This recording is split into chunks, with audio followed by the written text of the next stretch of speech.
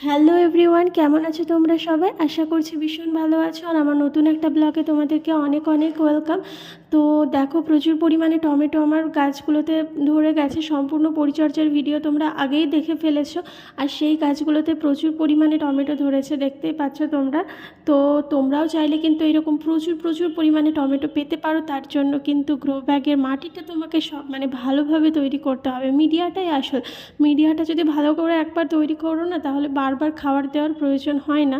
তো তোমাদেরকে তো বলেই দিয়েছি কিভাবে তৈরি করবে সেই ভিডিওতে। আর আরও একবার আমি তোমাদেরকে বলে দিচ্ছি, মিডিয়াটা কিন্তু তোমরা শীতকালে যেমন মিডিয়া হয়ে থাকে তেমনই নেবে। ভার্মি কম্পোস্ট, নিমখোল, পাতা পচা সার আর আর ডিমের খোলা, কলার খোসা, সেটা তো তোমরা নেবে, সেটা আর বলার প্রয়োজন লাগে না। তো এইগুলো দিয়েই তোমরা মিডিয়াটা তৈরি করে ফেলো। দেন তারপরে তোমরা পেঁয়াজের খোসা ভেজানো জল, আর তোমরা মাঝে মধ্যে ডিএপি দিতে পারো। তারপর তোমরা খোল পচা জল দিতে পারো। তো এইগুলো দিতে থাকো। দেখো, এরকম লাল টুকটুকে টমেটো তোমরাও প্রচুর পরিমাণে পাবে। আর টমেটোগুলো সত্যিই কিন্তু ভীষণ রিফ্রেশিং ছিল। প্রত্যেকটা টমেটো কিন্তু প্রচণ্ড পরিমাণে রিফ্রেশিং ছিল, কাঁচাও খেতে প্রচুর ভালো লাগছিল।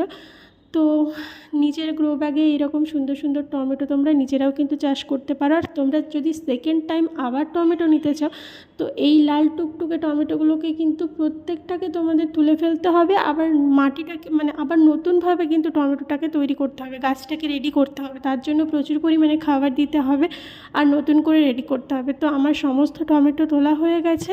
আর কিছু কাঁচা লঙ্কাও হয়েছিল ছাদ বাগানে, সেগুলোও তুলে নিলাম। তো আজকের মতো টাটা, দেখা হচ্ছে নেক্সট কোনো ব্লগে।